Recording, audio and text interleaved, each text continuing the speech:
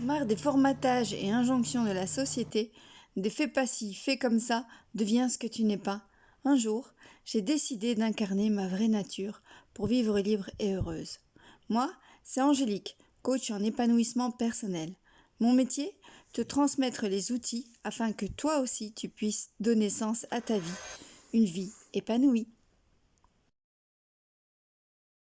Nous sommes au 15e jour de ce voyage en van à travers la France.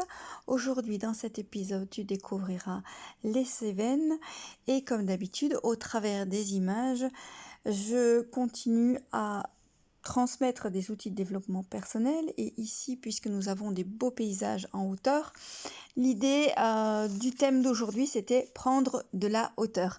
Bonne visite et bonne écoute. Voilà. On va partir sur Anduze, Saint-Jean-du-Gard. On va prendre toute la corniche des Cévennes. C'est pour te faire plaisir, quand tu le fais. Voilà. Et puis voilà, puis on va ressortir des Cévennes pour aller sur Florac.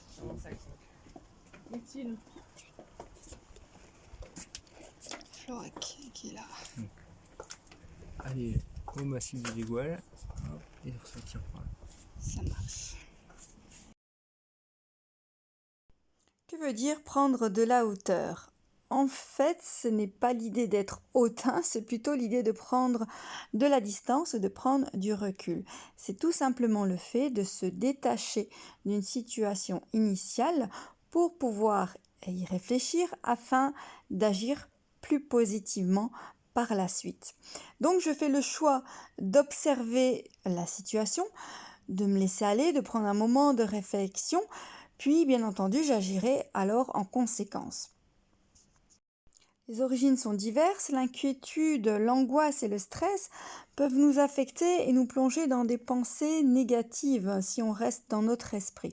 C'est pourquoi il faut savoir prendre ce recul et ça consiste à observer le moment, à prendre un instant pour relâcher toute cette pression.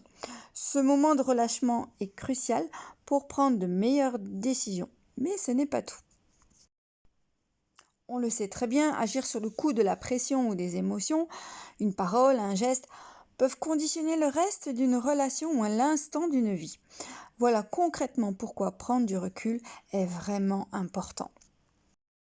Prendre ce moment pour prendre de la distance, cela permet de mieux gérer votre stress dans votre vie professionnelle ou autre, de prendre ou garder de la confiance en soi, de favoriser de la paix intérieure, de gagner en sérénité d'esprit, de chasser des pensées négatives, d'avoir une meilleure gestion du stress en général, d'être heureux et motivé.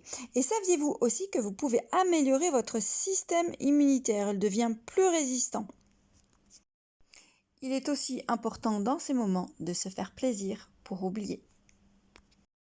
Pour mieux pouvoir revenir à soi et prendre du temps pour soi-même. Ce qu'il faut faire, c'est de s'arrêter un instant et de se recentrer sur soi. Alors pour cela, il y a la méditation, la pleine conscience. Moi, ce que je fais avec mes clientes, c'est que je les emmène en éco-coaching, c'est-à-dire ce sont des balades dans la nature pour se ressourcer, mais aussi pour pouvoir mieux extérioriser, se couper du stress et se donner un regain d'énergie. En faisant cela, vous parviendrez à vous détendre et surtout vous reposerez votre système nerveux. L'idée n'étant pas toujours de trouver absolument une solution. Donc, comme dit précédemment, il vaut mieux faire un break, s'arrêter un instant et s'occuper l'esprit à autre chose que ce qui vous préoccupe. Donc, pour cela, allez vous promener dans la nature, faire de l'éco-coaching, de l'écologie de soi, écouter le chant des oiseaux, des vagues, penser à autre chose. C'est comme une désintoxication. Donc je disais prendre de la hauteur pour ne pas agir sur le coup des émotions, même si tout le monde a des émotions négatives, elles font partie de nous, elles découlent de nos pensées négatives. Mais donc on a le choix de suivre nos émotions et de changer ce ressenti intérieur. Il n'est pas toujours utile de tout comprendre et lors de balades éco-coaching, ce qu'on peut faire, c'est qu'on peut travailler sur la physiologie, notre monologue intérieur et focaliser sur une attitude beaucoup plus positive. Alors pour ça, c'est simple, il suffit d'observer notre propre posture. Si elle est courbée, si elle est penchée en avant, si vous êtes renfermé, c'est souvent le cas lorsqu'on ressent une émotion négative. Donc on arrive à voir ça dans la posture, dans ce qu'on appelle le non-verbal. Et donc on peut inverser la donne, tout simplement, quand on se redresse, tout simplement, on redresse, on jette les épaules en arrière, on bombe légèrement le torse, on fait comme si on était dans une attitude de confiance. Et bizarrement, ce qui va se passer, c'est que vous allez vous sentir mieux. En changeant votre physiologie, vous allez vous sentir mieux et vous allez pouvoir inverser la donne et être dans des émotions positives. Essayez, c'est une première étape en tout cas. Après avoir prêté attention à sa physiologie, prêtons attention à notre discours intérieur. Donc on peut écouter cette petite voix, si elle est positive ou négative, eh bien changez-la. Pour cela, stoppez les phrases négatives que vous dites à votre mental, puis remplacez-les par leur contraire en positive. Et ainsi, vous allez augmenter votre niveau de dopamine, ça va avoir un impact là-dessus. Et cela vous permettra de diminuer la force des émotions négatives. Et puis enfin, demandez-vous sur quoi vous focalisez votre attention. Est-ce que vous êtes focus sur vos problèmes ou sur les solutions? Transformez vos émotions négatives en émotions de joie. Ainsi, focalisez-vous sur ce qui vous fait du bien dans votre vie. Consacrez-vous plutôt à cela dans les moments difficiles. Toutes ces choses positives vont changer votre humeur et la manière de relativiser. Vous serez beaucoup plus zen. Et puis surtout, vivez dans votre moment présent. C'est important de prendre du temps pour soi, bien entendu, mais c'est encore plus efficace si vous le faites en pleine conscience et dans le moment présent, si vous profitez du moment. Si vous vous baladez, mais que votre esprit vagabonde dans votre passé ou dans ce que vous n'avez pas encore dans votre futur, ça ne fonctionne pas. Donc, vivez votre moment présent.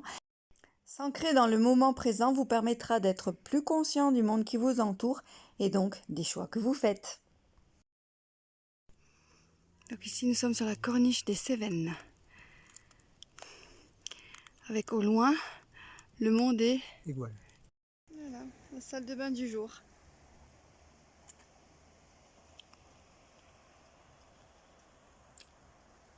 Avec un héron là-bas, enfin, je sais pas trop quoi.